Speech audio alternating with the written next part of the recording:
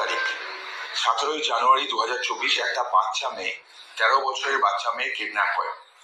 তার মা আমার পাশে বসে আছেন। মা গিয়ে অভিযোগ করেন থানায়, পুলিশ রিকভার করতে পারেনি।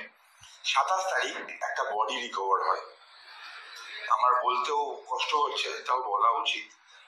সেই বডিটার চোখ ছিল না, আঙুলের নখগুলো উপড়ে ফেলা হয়েছিল, তার জিভ কেটে ফেলা হয়েছিল।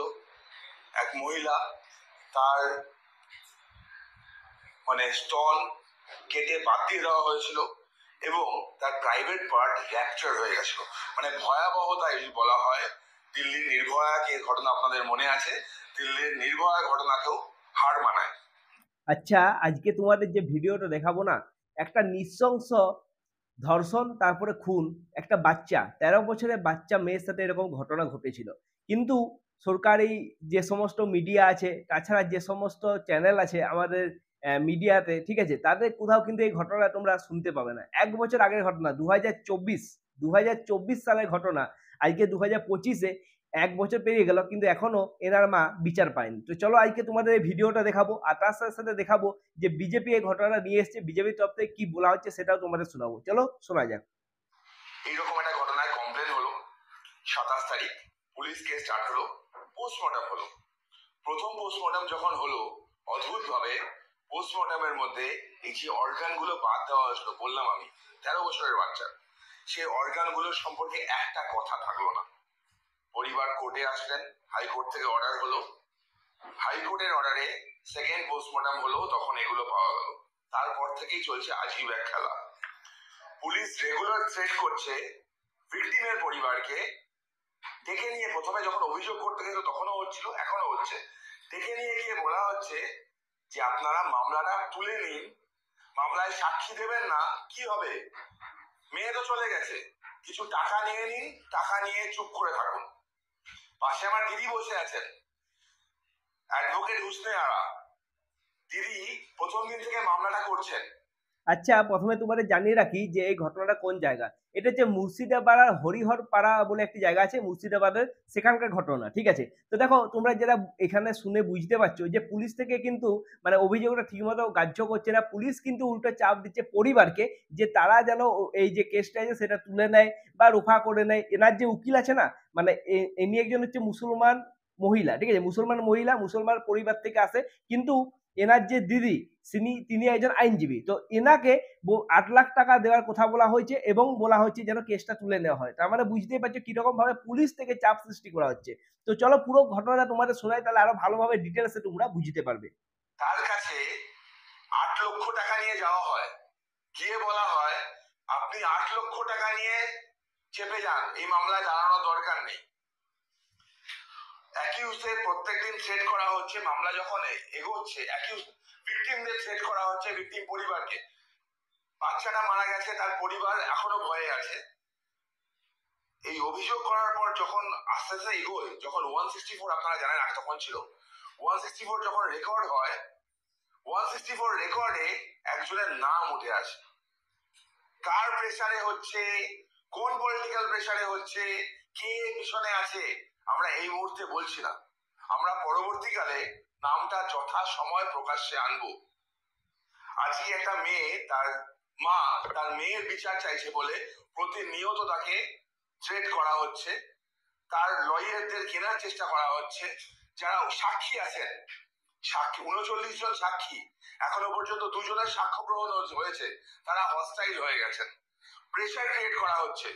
এই 39 জনের ক্ষেত্রে পুলিশ উইটনেসদের ইনফ্লুয়েন্স করছে। একটা অদ্ভুত জিনিস, মেয়েটার মোবাইল নাম্বার, মোবাইল রিকভার হয়েছিল, লাস্ট কল যার সাথে কথা হয়েছে তাকে পুলিশ ডেকেছিল, তো অদ্ভুত ভাবে তাকে উইটনেস হিসাবে রাখেনি। এটা পশ্চিমবঙ্গের ললেসনেস বোঝায়। যে বাংলার মেয়ে নিজেকে বাংলার মেয়ের প্রচার করে ভোটে জিতে ক্ষমতায় এসেছিল, তার আমলে বাংলার মেয়েদের অবস্থা বোঝায়। আমরা অভয়াকাণ্ড দেখেছি, আমরা আর্জিকর দেখেছি, নৃশংস ঘটনা, এটাও কিছু কম নয়।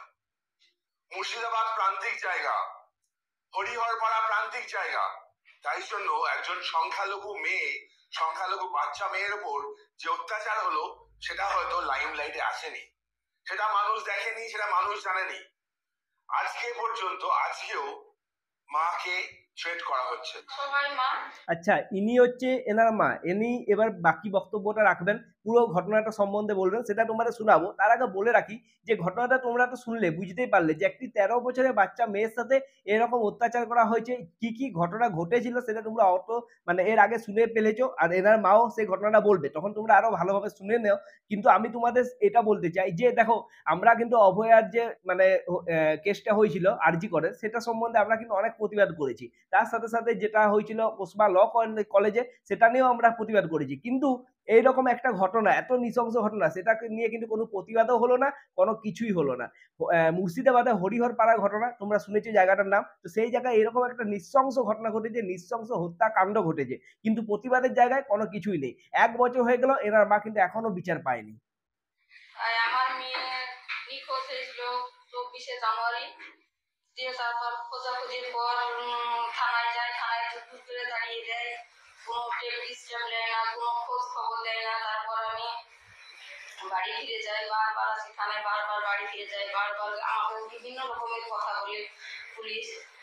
তারপর আমি যাওয়ার পর 27 তারিখে তখন পাই বডি পাওয়ার পর দেখি বডিতে চোখ নাই, কান নাই, জিভ নাই, তারপর চবলের মাংস নাই, কিচ্ছু নাই, স্তন তো দেখাই যায়নি, ওগুলোও নাই, কিচ্ছু নাই।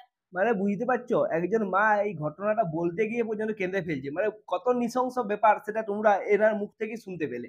ঠিক আছে, তো কিন্তু এর কোনো প্রতিবাদও হলো না, কোনো কিছুই হলো না। সত্যি আমাদের সমাজটাকে এক একবার দেখলে আজব লাগে যে কিছু কিছু ঘটনা কিন্তু প্রতিবাদ হয়, কিন্তু এই ঘটনাটা কিরকম ভাবে ধামাচাপা পড়ে গেল। বাকি এনার বক্তব্যটা এবার চলো শোনা যাক।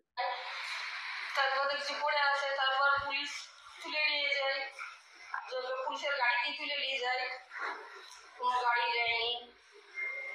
ওখানে পর থেকে কেউ দেখেছে, কেউ দেখেনি, এভাবে তুলে নিয়ে চলে যায়। তারপর আমরা থানায় যাই, থানায় এরকম বলি, তখন ওই আমাদেরকে বিভিন্ন রকমের কথা বলে। তারপর ওই তো পোস্টমর্টম রিপোর্টে রাত্রেই পোস্টমর্টমের রিপোর্টে পাঠিয়ে দিল ওখান থেকে। তারপর পুলিশে আমাদেরকে বিভিন্ন রকমের চাপ সৃষ্টি করছে, বলছে এখন আমাদের যারা সাক্ষী আছে তাদেরকে চাপ দিচ্ছে, টাকা নিয়ে সাক্ষী দেওয়া হবে না, এই হবে না, হবে না, এটা বিভিন্ন রকমের কথা বলছে। তারপর বিচার চাই আমি আমার মেয়ে। তাহলে শুনলে তো, ইনি কি বললেন যে পুলিশ কিন্তু চাপ সৃষ্টি করছে, যে সমস্ত প্রমাণ আছে, 39 জন সাক্ষী আছে, তাদের উপরে কিন্তু চাপ সৃষ্টি করা হচ্ছে। আর ইনি একটা কথা বললেন, সেটা তোমাদের সাথে আমি বলতে চাই, যে একটা মোবাইল রিকভার হয়েছিল, সেই মোবাইলটা মানে যে সাক্ষ্য ছিল তার সাথেও কিন্তু তাকেও চাপ দেওয়া হচ্ছে। তাহলে বুঝতেই পারছো কিরকম ভাবে ঘটনাটা ধামা চাপা দেওয়ার চেষ্টা করা হচ্ছে। এত বড় একটা ঘটনা, সেটা কিন্তু আমরা কেউ জানতেই পারলাম না। 1 বছর আগের ঘটনা, আজকে আমি এই বিষয়টা সম্বন্ধে জানতে পারলাম, তাই তোমাদের কাছে ভিডিও নিয়ে আসছি।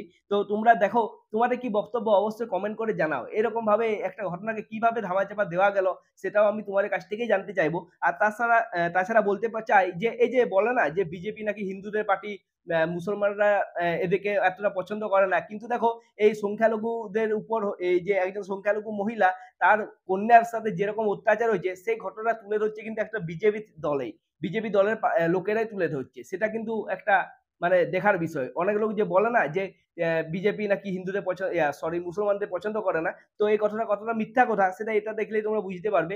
দেখো, হিন্দু হোক মুসলমান হোক, সব হচ্ছে আমাদের রাজ্যেরই অধিবাসী, আমাদের দেশেরই অধিবাসী, সবাইকে নিয়ে আমাদের চলতে হয়। কিন্তু এনার সাথে যেরকম ঘটনা ঘটেছে, এটা সত্যি কিন্তু মানে একটা কি বলবো, এত নৃশংস ঘটনা এর আগে কিন্তু আমি শুনিনি।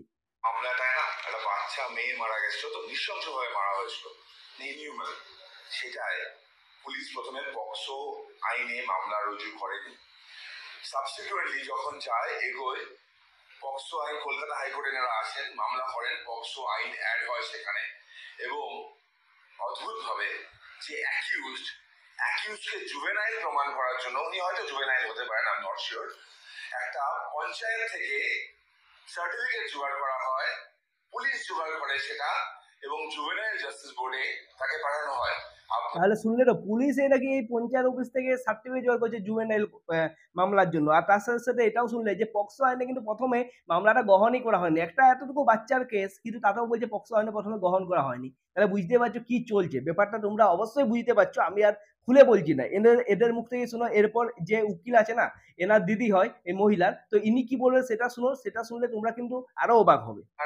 যারা শুভবুদ্ধি সম্পন্ন মানুষ তাদেরকে আমার প্রশ্ন, একজনের পক্ষে দুজনের পক্ষে এই নৃশংসতা কি সম্ভব? একটা বাচ্চা মেয়ে কিভাবে মারা হয়েছে, ধর্ষণ এবং খুন, এবং খুনটা যে পর্যায়ে, আমি আবার রিপিট করছি না, মা ইতিমধ্যে বলেছেন, আমি একবার বলেছি, কোন মানুষের পক্ষে সম্ভব?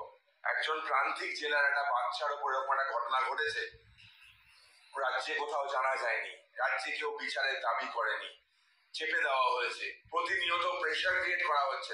অসহায় একটি মা, সে রোজ যখন আমার কাছে এসে কান্না করে খুব খারাপ লাগে। আচ্ছা, ইনি হচ্ছে ওনার দিদিও হয় সম্পর্কে আর উকিল, এই কেসটা ইনি দেখছেন। প্রথমত বললেন যে এটা সাক্ষী শুরু হয়ে গেছে। প্রথম দিন ওনাকে কোর্টে ওঠানো হয়েছিল সাক্ষীর জন্য, উনি সেখানে এত জোরে পড়ে গেলেন, অজ্ঞান হয়ে গেলেন, বলতে গিয়ে মেয়ের নাম বলেই প্রথমে অজ্ঞান হয়ে গেলেন, হসপিটালাইজ হলেন, চলে গেল। কারণ তখন সেই সময় পুলিশ ওয়ারেন্ট করে বাড়ি থেকে তুলে নিয়ে এসছেন ওনাকে। মানে আমাদের মুর্শিদাবাদে বিশেষ করে হরিহরপাড়া থানায় প্রচুর মার্ডার কেসের আসামি যাদেরকে পুলিশ ধরেন না, কিন্তু একজন মা, তার ওয়ারেন্ট হয়েছে কেন, ঠিক সময়ে কোর্টে সাক্ষী দিতে যাননি বলে। তারও কারণ আছে, কারণ আমরা ইতিমধ্যে অনারেবল হাইকোর্টে যে রিভিশনে এসেছি ফার্দার মানে রিইনভেস্টিগেশনের জন্য, তো ইনভেস্টিগেশনে কোনো কিছু পুলিশ সঠিকভাবে আনেনি। কি আনেনি? এই যে এখনই বললেন আমার দাদা যে আপনাদের সামনে যে জুভিনাইল সাজিয়ে পাঠানো হয়েছে, অথচ একটা 13 বছরের মেয়ে ইনভেস্টিগেশনের, তার কিন্তু কোনো রকম বার্থ সার্টিফিকেট বা কোনো স্কুল সার্টিফিকেট, কোথাও তার এজ প্রুফ পুলিশ কিন্তু আজ পর্যন্ত কালেক্ট করেনি। তাহলে এই মামলায় যদি আমাদের ট্রায়াল হয় তাহলে নিশ্চয়ই আমরা প্রমাণ করতে পারবো না, এবং টোটাল ইনভেস্টিগেশনটাই এত ফল্ট আছে যে এই মুহূর্তে দাঁড়িয়ে যদি আমরা এখানে সমস্ত সাক্ষীরা বলেও দাও কেসটাই অ্যাকুটাল হওয়ার মতো পরিস্থিতি আছে। ফলে কোনো ইনভেস্টিগেশন হয়নি। পিও কোথায়, পুলিশ সেটা দেখলেন না। চেষ্টাই চলবে, তা না হলে উনি একটা অশিক্ষিত মানুষ, তখন আমরা দিয়েছেন শুধু মার্ডারটুকুর জন্য। এই যে কিডন্যাপ হলে একটা চেন পুরো কেটে দিল পুলিশ, এবং যেদিন ডেড বডি পাওয়া যাচ্ছে সেদিনই ছেলেটিকে জুবিনাইলে পাঠিয়ে দিয়ে বলছে আমরা তো ওনাকে নিয়ে আসা যাবে না, কারণ যেহেতু জুবিনাইল তাকে রিমাইন্ডে নেওয়া যাবে না। টেকনিক্যাল গ্রাউন্ডে প্রত্যেকটা জায়গায় প্রচন্ড ট্যাক্টফুলি এই অ্যাকিউজকে ওনারা বাঁচানোর জন্য সমস্ত রকম চেষ্টা প্রথম দিন থেকে আজ পর্যন্ত করে যাচ্ছেন। আচ্ছা, তাহলে তোমরা পুরো ভিডিওটা শুনলে আর বুঝতেও পারলে আশা করি যে কিরকম ঘটনা ঘটেছে। পুলিশের গাফিলতি তো স্পষ্টই বুঝতে পারা যাচ্ছে, কারণ এনারা যেটা বললেন যে প্রথমে যেসব অর্গানগুলো বাচ্চা মেয়েটার অর্গানগুলোকে যেভাবে ক্ষতিগ্রস্ত করা হয়েছিল, উপড়ে ফেলা হয়েছিল, সেই বিষয়টা পুলিশ প্রথমে তুলেই ধরেনি। তার সাথে সাথে যেটা শুনলে যে এজের যে বাচ্চাটার যে একটা এজের প্রুফ, সেই প্রুফ পর্যন্ত পুলিশ কালেক্ট করেনি। মানে বুঝতেই পারছে যে পুলিশের তরফ থেকে প্রচুর গাফিলতি এখানে দেখানো হয়েছে। আর তিনি একটা এখানে অভিযোগ করলেন যে এই যে কিডন্যাপ হয়েছে, মানে এই কিডন্যাপের ঘটনাটা পুরোপুরি কেটে বাদ দেওয়া হলো, শুধুমাত্র মার্ডার কেসটা হিসাবে তদন্ত শুরু হলো। তাহলে বুঝতে পারছে যে পুলিশ কতটা গাফিলতি এখানে দেখিয়েছে, এবং এই ঘটনাটা শুনে বুঝতে পারলে যে কতটা একটা নৃশংস ঘটনা ঘটেছিল। কিন্তু এর বিচার এখনো এনারাও পায়নি। যেমন আমরা দেখেছি যে আরজি করে যে ঘটনাটা হলো, সেখানে কিন্তু এখন থেকে বলা হচ্ছে নাকি একজনেই দোষী, এখানেও প্রমাণ করার চেষ্টা হচ্ছে যে একজনেই দোষী। এবং এখানে দেখতে পাচ্ছ যে এনারা স্পষ্টই অভিযোগ করছেন যে একজনকার ক্ষেত্রে কিভাবে সম্ভব এত নৃশংস অত্যাচার করা, সেটা শুনলে তোমরা বুঝতে পারছো। তো দেখো, এই ভিডিওটা শুনলে তোমরা ভিডিওটা পুরো দেখলে তোমাদের কি বক্তব্য আছে অবশ্যই কমেন্ট করে জানাও। ভিডিওটি ভালো লাগলে লাইক করো, শেয়ার করো, চ্যানেলটিকে সাবস্ক্রাইব করো। দেখা হচ্ছে নেক্সট ভিডিওতে, ততক্ষণের জন্য নমস্কার।